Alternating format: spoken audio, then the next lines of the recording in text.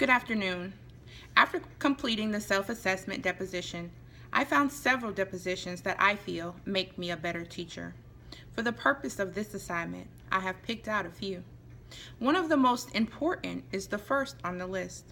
Educators should believe that all students can learn and should set and support realistic expectations for student success. I strongly agree with this statement. I think the most important aspect of teaching is to believe in your students. There are tons of amazing stories in the Bible where Jesus gave people the desires of their hearts simply because they believed.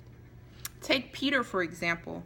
Jesus allowed him to walk on water because he believed that Jesus had the power to allow him to do so.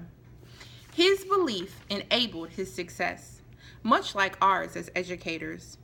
We have to believe that our students have the ability to succeed and provide them with realistic opportunities to do so. Another deposition that I strongly agree with is the second, which states, educators should be sensitive to individual learning and social needs of students and embrace the cultural diversity of the community. One of the most notable things in every classroom is that no two students are alike, physically, spiritually, or academically. We learn very early as educators that there are 4 primary learning styles. As educators, it is our job to determine which style fits each student and provide learning opportunities for them according to their need. Embracing student cultural and diversity is equally important because it gives you insight as to who they are. These are 2 depositions I strongly agree with and feel my understanding of both will help me be successful in the classroom. I found myself agreeing with deposition 6, but realizing that the way I run my classroom proves that this is definitely an area in which I can improve.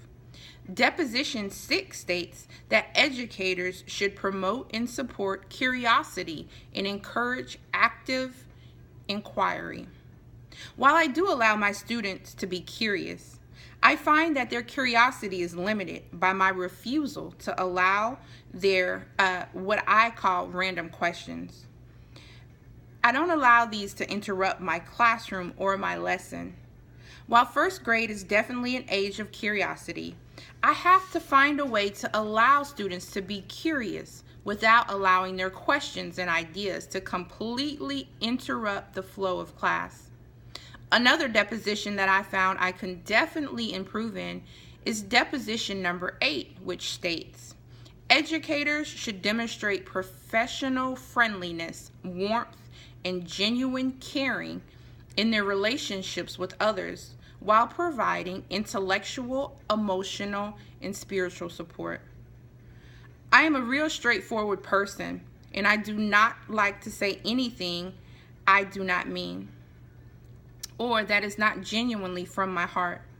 While this is often a great attribute to have in my personal life, it's one that hurts my professional life. For example, tons of kids hug me daily, and followed by these hugs are words such as, "I love you, Miss Jones," which I often respond with, "I love you too," but it isn't genuine. This affects my classroom success tremendously because the first way to reach students is to show them you care for them and that you love them. And once you do this, a student is willing to do almost anything for you. A professional educator looks successful. They are nicely dressed and neatly groomed. As a woman, nicely dressed would consist of me wearing a nice blouse and a skirt or a pair of slacks or a dress to work. Jeans are not professional attire and should only be worn on Fridays if permitted by the school. Professional educators are always on their best behavior with their best foot forward. They are mindful of what they say and do in public. They are role models and they act accordingly. I think their own standards guide their thinking and actions, but they're always aware of the school standards and abide by them as well.